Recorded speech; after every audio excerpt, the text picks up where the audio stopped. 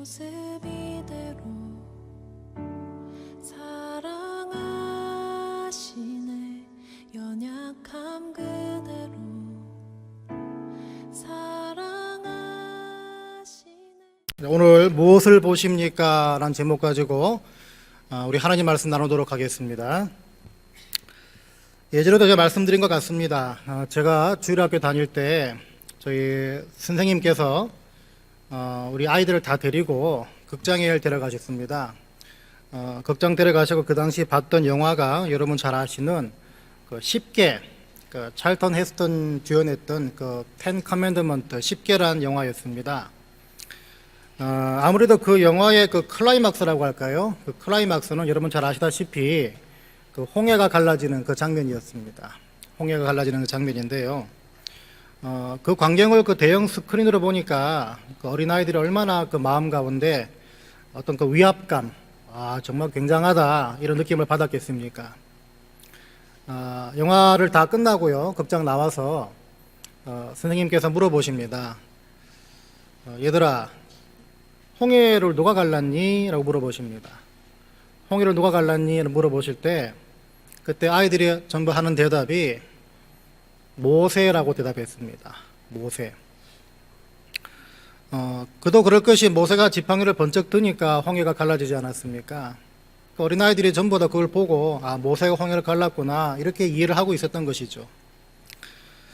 선생님 말씀하십니다. 아니야, 틀렸어. 하나님이야 라고 말씀하셨습니다. 지금 생각해도 그 선생님 말씀이 맞죠. 100번 맞습니다. 근데 어린아이들은 아무래도 눈에 보이는 그 모세가 홍해를 가른 것처럼 생각을 했던 것이죠. 어른이 돼도 장성해서 또 심지어 여기 계신 저와 여러분 들 중에도 그런 질문을 받으면 여전히 모세라고 대답할 분들이 계실 수 있습니다. 무슨 말인가 하면 그때도 제가 말씀을 드렸지만 하나님께서 저희들에게 해와 달을 가리키십니다. 얘들아, 해와 달을 보거라 이렇게 가리키실 때 우리 모두는 거의 다가 가리키시는 해와 달을 보기 십상이지 그 해와 달을 가리키시는 하나님께 시선을 두는 사람이 거의 없다는 것입니다. 여러분, 누가복음 17장 보시면 예수님 앞으로 10명의 문둥병자가 옵니다. 예수님께서 그 문둥병자에게 다른 말씀 안 하시고 너희 몸을 가서 제사장에게 보이라 라고 말씀하시죠. 왜냐하면 그 당시에 문둥병이란 병이 다 나으면은 반드시 제사장에게 가서 확인을 받아야 되는 그런 관습이 있었기 때문이었습니다. 그런데 예수님께서 고쳐주지도 않으셨는데 지금 가서 제사장에게 너희 몸을 보여라 그렇게 말씀하십니다. 어찌된 일인지 10명의 문둥병자는 조금도 의심하지 않고 그대로 달려갑니다. 제사장에게 몸을 보이려고 달려가는데 참 놀랍게도 달려가는 그 와중에 그 문둥병이 다 깨끗이 낫습니다. 근데 아시다시피 그 10명 가운데 단 한 명이 예수님께 돌아옵니다. 나머지 9명 어떻게 됩니까? 온 데 간 데 없죠. 다 집으로 갔겠죠. 여러분, 이 이야기를 가만히 생각해 보시면 무엇을 우리에게 보여주고 있습니까?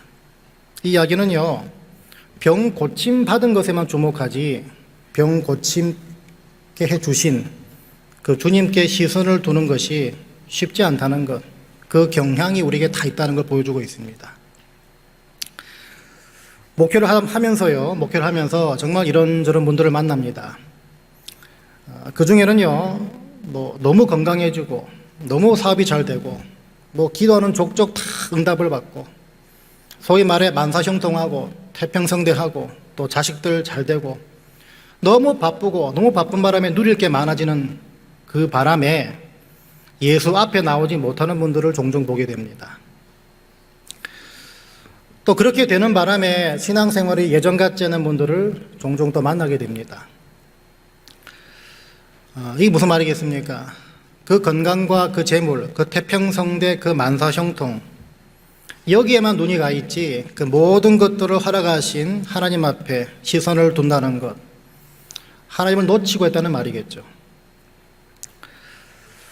우리가 매주 수요일마다 신명기 말씀을 우리가 살펴보고 있습니다. 그 신명기는 여러분 아시다시피 이스라엘이 이제 광야 생활을 지난 다음에 가나안 땅에 들어가기 직전에 모세가 전한 세 편의 설교를 묶어 놓은 책이라 말씀을 드렸습니다. 근데 그 내용 가운데 신명기 8장 보시면 모세가 이런 말을 하는 장면이 있습니다. 내가 먹어서 배불리고 아름다운 집을 짓고 거하게 되며 또 내 우양이 번성하며 내 은금이 증식되며 내 소유가 다 풍부하게 될 때에 두렵건대 내 마음이 교만하여 내 하나님 여호와를 잊어버릴까 하노라, 이 말을 합니다. 배부르게 되고 거할 집이 생기고 재산이 증식된다, 그렇게 재물이 쌓일 때 그 배부름과 그 거할 집과 그 재물에만 눈이 가 있어서 정작 그걸 허락하신, 그걸 주신 하나님을 놓칠까 염려가 된다는 것입니다. 쉽게 말해서 가리키는 것만 보고 가리키는 분을 놓친다는 것입니다. 여러분, 이게 과연 모세 때만 있었던 일입니까? 모세 때 있었던 이스라엘 사람들이 들어야만 그 말입니까? 아닙니다. 솔로몬, 다윗, 그 영광을 누렸던 사람 다 똑같습니다. 우리도 똑같다는 것입니다.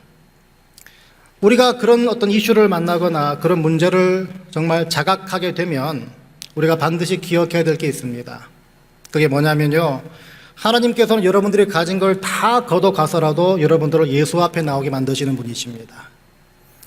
여러분들 손해를 보게 만드시더라도, 여러분들 엄청난 손해를 보게 만드시더라도 여러분들을 하여금 하나님을 보게 만드시는 분이십니다. 왜 그렇겠습니까? 하나님만 바라보는 삶이 가장 안전하고 복된 삶이기 때문입니다. 제가 이런 얘기를 장황하게 드리는 이유는요, 오늘 본문에 나오고 있는 이 바울을 재판하고 있는 유대 총독, 이 벨릭스라는 인물 때문입니다. 그 당시 그 유대 지역을 관할하던 로마로부터 파송받은 그 총독이 있었는데요. 이 사람 앞으로 지금 바울이 재판을 받기 위해서 끌려 나오고 있습니다. 벨릭스는요, 이미 바울에게는 아무런 죄가 없다는 것을 보고를 받은 상태죠. 바울은 이 유대인들 앞에서 자신을 변호합니다. 그 내용들이 10절부터 소개되고 있는데, 벨릭스가 그 내용을 가만히 들어보니까 꽤 관심이 갔던 것 같습니다. 꽤 관심이 갔습니다. 그래서 24절에 보셨듯이 자기 아내와 함께 바울에게, 여기는 예수 믿는 도라고 나와 있는데 정확히 직역하면 예수 안에 있는 믿음, 예수 안에 있는 믿음이 뭔지를 들어보려고 했습니다. 자, 그러고서 바울은요, 벨릭스한테 어떤 내용, 어떤 복음을 선포하나 보니까 의와 절제와 장차 올 심판에 대한 내용을 강론했다고 기록되어 있죠. 의와 절제와 장차 올 심판에 대해서 강론하고 있었다, 이렇게 기록되어 있는데, 바로 그 내용을 듣고 이 벨릭스가 굉장히 불편해합니다. 성경 보니까 두려워했다라고까지 표현하고 있는데요. 이유가 뭐겠습니까? 지금 이 바울이 전한 메시지, 의와 절제와 또 장차 올 심판에 대한 그 내용은 이 벨릭스의 아킬레스 건 같은 것을 건드렸기 때문입니다. 이게 무슨 말인가 하면요, 이 벨릭스라는 인물은 실제로 역사적으로 굉장히 교활하고 잔혹하고 또 뇌물과 여색을 탐했던 그런 인물로 기록되어 있습니다. 지금 이 본문에 잠깐 소개되고 있는 자신의 아내였던 드루실라, 이 여인 역시 이 불륜으로 취한 이 세 번째 아내로 알려져 있는데요. 자, 그러다 보니까 바울이 전한 메시지, 의와 절제와 장차 올 심판에 대한 메시지, 이게 굉장히 불편할 수밖에 없는 그런 처지입니다. 이러다 보니까 이 벨릭스는 더 이상 바울을 안 볼 줄 알았는데 어떻게 된 일인지 26절을 보니까 바울에게서 돈을 받을까 바라는 거로 더 자주 불러 같이 이야기하더라, 이렇게 기록되어 있습니다. 이게 뭔 말인가 하면요, 바울이 예루살렘으로 지금 왔던 목적이 있지 않습니까? 여러 교회들을 둘러다니면서 예루살렘을 향한 그 구제 헌금을 이제 가지고 와서 예루살렘 교회에 전해주러 왔다는 거 아닙니까? 그러면 이 지금 헌금, 성도들이 정성스럽게 모은 그 구제 헌금을 가지고 있다는 말인데, 참 속된 말로 이 벨릭스는 바울로부터 돈 냄새를 맡은 것입니다. 자신에게 찔림을 준 바울을 그래도 또 불러서 대화를 하고 있다는 것입니다. 돈이 목적이죠. 행여나 그 떡국물이 본인에게 좀 떨어질까 봐 싶어서 이 바울을 좀 가깝게 자주 불러서 같이 대화하고 지냈다는 것입니다. 지금까지의 정황으로 봤을 때요, 이 벨릭스는 어떤 사람입니까? 벨릭스는 어떤 사람을 상징하고 있습니까? 이 사람의 인생이 무엇으로 가득 차 있고, 이 사람 인생 가운데 무엇이 주인이었고, 또 어디에만 이 사람의 시선이 머물러 있었다 말할 수 있겠습니까? 하나님께서, 주님께서 주인으로 앉아 계셔야 될 자리에 재물과 탐욕과 성공과 명예, 이것들이 앉아있고 이것으로 가득 찬 인생으로 지금 대변되고 있는 인물이 바로 벨릭스라는 것이겠죠. 여러분, 앞서 말씀드렸다시피 재물과 사회적 명예와 성공과 출세, 건강 이런 것들을 여기에만 눈이 가 있는 사람은요, 그걸 누가 주셨는지를 알 길이 없습니다. 왜? 관심이 없기 때문입니다. 알려고 하지도 않습니다. 가르치는 곳만 응시하고 있지 아무리 가르치는 분이 누군지를 말해줘도 알아듣지를 못하기 때문입니다. 여러분, 사도행전은요, 성령의 역사를 통해서 사도와 교회를 통해서 전해준 복음이 운동력 있게 역사한 그 내용을 담고 있는 책이라 말씀을 드린 적이 있습니다. 그런데 그것과 어울리지 않게 왜 하필이면 이 벨릭스라는 인물의 이야기가 여기에 포함되어 있는가? 여러분, 복음이 만방에 퍼져나갈 때, 성령의 역사를 통해서 복음이 만방에 퍼져나갈 때 그 복음과는 상관없는 자의 그 모습도 우리에게 보여주기 위해서입니다. 다시 말하면요, 복음이 퍼져나가 그 복음을 받아들인 사람이 있다면 그렇지 않은 사람도 있다는 말 아니겠습니까? 그렇다면 왜 그렇게 거부하고 왜 그렇게 바뀌지 않았는지를 우리가 알아야 그 상황을 통해서 우리가 하나님 말씀 이렇게 받아야겠구나, 믿음 이렇게 갖는 것이구나, 이런 반면 교사를 삼을 것 아니겠습니까? 그래서 여러분, 주님이 여러분이 원하시는 걸 주실 때 그걸 주시는 분을 보지 못하고 받는 것에만 우리의 시선이 고정되어 있으면요, 참 죄송한 얘기지만 저와 여러분은 이 벨릭스의 수준의 삶을 살고 있다고 말해도 무방합니다. 복음도 마찬가지입니다. 복음도 마찬가지입니다. 복음을 주신 주님께 눈이 가 있지 않고 복음을 위해서 주님이 무슨 일을 하시는지에 시선이 가 있지 않으면 우린 복음에만 눈이 가 있게 됩니다. 여러분, 이 말이 별 문제 없는 것 같죠? 복음 주신 분께 시선이 고정되지 않고 복음 주시기 위해서 어떤 일을 행하시는지에 그 시선이 가 있지 않으면 복음에만 눈이 가 있다, 이 말이 아무 문제 없는 것 같죠? 그렇지 않습니다. 사람은요, 자기가 믿고 싶은 대로 믿는 경향이 있습니다. 사람은요, 자기가 바라는 대로 믿는 경향이 있습니다. 그래서 아무리 복음이 100이라고 해도요, 내가 취하고 싶은 것, 내가 믿고 싶은 것, 내가 바라는 것, 그 100 중에 2가지, 3가지만 뽑아가지고 그게 복음인 줄 알고 산다는 것은요, 복음을 믿지 않는 것과 마찬가지입니다. 사람은 자기 믿고 싶은 대로 믿기 때문에, 또 믿고 싶은 것을 믿는 경향들이 분명히 있기 때문에 복음 주신 분께 시선이 가 있지 않고 복음 주신 분이 무슨 일을 행하시는지를 알지 않으면요, 얼마든지 여러분들이 고정되어 있는, 여러분 시선이 고정되어 있는 그 복음은 변질될 수 있고 왜곡될 수가 있는 것입니다. 그러다 보니까 내가 믿고 내가 알고 있는 복음이 하루아침에 어떻게 됩니까? 예수 믿으면 잘 살고 잘 먹고 내 자식 출세한다, 이런 수준으로 전락해버린다는 것입니다. 믿게 하시고 동행하시고 채워주시고 공급하시고 인도하시고 건져주시는, 이거는 보지 못하고요, 믿고 싶은 것만 믿으려 하면요, 십자가 져라, 낮아져라, 죽기까지 복종해라, 심령이 가난해져라, 화평케 하거라, 이 말씀이 다 부담이 됩니다. 성경 말씀을 여러분 그렇게 취하면 안 된다는 것이죠. 내가 믿고 싶은 것만 취하는, 이게 어떻게 성도입니까? 그러다 보니까 우리는 할 수만 있으면 말씀을 자주 들어야 합니다. 복음을 자꾸 접해야 합니다. 내 눈이 복음뿐만 아니라 복음을 주신 분께 시선을 고정시키기 위해서라도 말씀을 자꾸 들어야 합니다. 아, 내가 생각했던 복음과 다르구나. 이걸 자꾸 발견해야 됩니다. 이러지 않으면 여러분이 지금 품고 있는 그 복음이란 것이 늘 왜곡되고 변질되기 때문입니다. 여러분 잘 아시는 고난받은 자의 대명사였던 욥, 이 사람 잘 아시죠? 하나님께서 욥이 가진 모든 것을 다 거둬가셨습니다. 그때 욥이 했던 유명한 고백이 있지 않습니까? 주신 이도 여호와시요 거두신 이도 여호와시오니 여호와의 이름이 찬송을 받으실지니이다.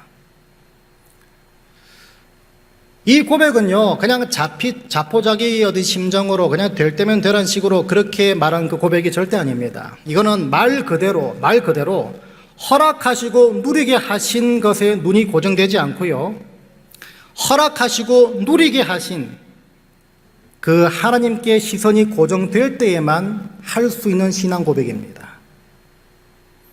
욥이 언제 그랬습니까? 내 것 다 거둬갔네요. 내 것 다 뺏어갔네요. 그러지 않았습니다. 주신 이도 하나님, 자기가 받은 것으로 끝나지 않고 주신 이까지 찾아갔다는 것입니다. 거둬가신 것에 고정되지 않고요, 거둬가신 분께 고정됐다는 것입니다. 누리고 있고 소유하고 있고 쟁취하는 것에만 눈이 가 있는 사람은요, 절대로 할 수 없는 고백이란 말입니다. 여러분, 오래전에 그 TV 시사 고발 프로에서 거의 한 20년 전에 15세 된 남학생이 미국으로 유학을 왔는데, 그 유학을 와서 머물었던 곳이 그 교회 전도사님 댁이었던 것 같습니다. 그 당시 교회 전도사님과 그 전도사님의 동생, 그리고 이 친구, 이 세 명으로부터 이 15살 먹은 학생이 성적으로 학대를 당하고 가혹행위를 당했다는 그런 얘기가, 기사가 나온 적이 있습니다. 이 일이 정식으로 신고가 됐을 때 가해자들은 이미 전부 다 미국 땅을 다 떠난 상태였습니다. 그래서 어떻게 할 수가 없는 그 상황이 돼버렸는데, 그러고 나서 긴 세월이 흘렀습니다. 긴 세월이 흘렀는데, 그때 전도사님이었다는 그분은 미국뿐만 아니라 외국에서 또 학위까지 받고, 그 당시 지금은 한국에서 목회를 아주 훌륭히 하고 있는, 그렇게 얘기가 나왔습니다. 취재진이 찾아갔습니다. 찾아가서 이 사건에 대해서 얘기를 하니까 이 목사님 하시는 말씀이, 나는 배울 만큼 배운 사람입니다. 나 미국에서 공부도 하고요, 예일대 나오고요, 런던에서 학위도 받고 전도사에서 목사 과정까지 다 밟은 사람입니다. 그 사건과 전혀 무관한 일인데 왜 저한테 묻는지 모르겠습니다 라는 취지로 얘기를 했습니다. 그런데 미국 측 수사 자료를 보니까 가해자가 이 세 명이 맞습니다. 이 사건, 이 기사를 접하고 난 다음에 제가 참 궁금했던 것은요, 그 사건 이후 지금까지 20년이 흘렀는데 과연 그 20년 기간 동안 그 목사님 마음 중심에는 과연 무엇이 앉아 있었을까라는 그 궁금증이 생겼습니다. 신학 박사 학위까지 받고 또 하나님 말씀을 매주 전하고 있었지만은 그 시간들 동안, 그 20년 시간 동안 과연 그 마음 중심, 특별히 그분이 어느에 시선이 가 있었을까? 박사학위, 목사라는 위치, 섬길 교회, 성도들, 여기만 눈이 가 있고 거기에만 기뻐하고 거기에만 감사할 줄 알았지, 그걸 허락하신 분, 허락하고 계신 분이 그 20년 시간 동안 과연 누구였는가? 이게 아마 전혀 생각이 안 되지 않았겠나, 그렇게 생각을 합니다. 만일에 한순간만이라도 하나님, 이 모든 것들을 허락하신 하나님의 눈에 들어왔다면 과거에 행했던 그 죄악이 왜 머리에 떠오르지 않았겠습니까? 비슷한 예로요, 아주 오래전에 여러분 들으면 알만한 목사님인데요, 청년들에게 엄청난 영향을 주던 목사님이 계셨습니다. 이분이 쓰는 책마다 다 베스트셀러고요, 뭐 가는 곳마다 청년들 그 말씀 들을 때마다 다 열광하고 환호하고 지지하고 그런 엄청난 영향을 끼치는 그런 목사님이었습니다. 저 역시 그 목사님 책을 많이 구입했고 설교도 엄청 들었고, 근데 하루는 그 당시 제가 공부하고 있던 곳에 같이 살았던 제 룸메이트 여자친구, 지금은 결혼하고 살고 있지만 그 당시 피앙세가 찾아왔습니다. 근데 얘기를 하다가 제가 이런 목사님 설교를 듣고 있고 뭐 책을 열심히 읽고 있고 얘기를 하니까 이런 말을 합니다. 동주 오빠, 그 목사님 오빠가 생각하는 그런 목사님 아니야. 이런 말을 합니다. 알고 보니까 이분이요, 그 목사님이 전도사 시절 때부터 가깝게 지냈던 그 소위 말해 최측근 중에 한 명이었습니다. 왜 그런지 얘기를 안 해줍니다. 이유를 말 안 해줍니다. 근데 무슨 이유에서인지 그 목사님과 오랜 시간 동안 연락을 끊고 살고 있던 상태였습니다. 그렇게 가깝게 지내고 전도사 때부터 고생할 때부터 그렇게 최측근이었는데도 그 당시가 1999년도 98년도인데요 벌써 연락을 두절하고 사는 그런 상태였습니다. 왜 그 목사님과, 그런 훌륭한 목사님과 연락을 두절하고 살고 있는가, 참 의아하게 생각했습니다. 그런데 그로부터 정확하게 11년, 12년 후에 그 목사님의 성추문 스캔들이 터지고 말았습니다. 그때 나왔던 수많은 기사 제목들 가운데 하나가 뭐였냐면요, 터질 게 터지고 말았다. 그 기사를 보고 참 혼란스러웠습니다. 왜냐하면요, 그 사건이 언론을 통해 알려지기 훨씬 전에 이미 그 목사님의 성폭행은 이루어지고 있었고요, 그 기간은 하필이면 하나님께 저렇게 귀하게 쓰임받고 있구나, 청년들에게 저렇게 선한 영향을 주고 있구나, 바로 그 기간과 중복이 됐기 때문입니다. 그러니까 죄를 계속 짓고 있으면서도 한편으로는 하나님께 귀하게 쓰임받고 있었던 상태였습니다. 이게 저를 참 혼란스럽게 만들었습니다. 이걸 어떻게 해석을 해야 되는가? 그때 얻었던 결론이 하나였는데요, 그게 뭐냐면 그렇게 쓰임받을 수 있다는 것입니다. 그렇게 쓰임받을 수 있습니다. 그런데 사람의 눈은 속여도 하나님의 눈은 속이지 못한다는 것입니다. 여러분, 내가 하나님이 허락하신 것을 누리며 살고 심지어 선한 영향까지 미치며 칭찬까지 받으며 살 수 있습니다. 동시에 그걸 허락하신 하나님을 놓치는 상태에서 또 그렇게 살 수 있습니다. 그리고 그 결과가 세상 사람들로부터 인정받고 칭송받고 인기 얻는 결과일 수 있습니다. 다 만사형통이죠. 하지만 정말 무서운 것은 하나님은 그걸 만사형통으로 안 보신다는 것입니다. 거기에 따른 책임을 반드시 그 대가를 물으실 거라는 사실입니다. 여러분, 우리가 그런 입에 담지 못할 행위를 우리가 안 했을 뿐이지, 저와 여러분도 사실 그분처럼 해와 달만 볼 뿐이지 그걸 가리키는 주님을 놓칠 때가 참 많이 있습니다.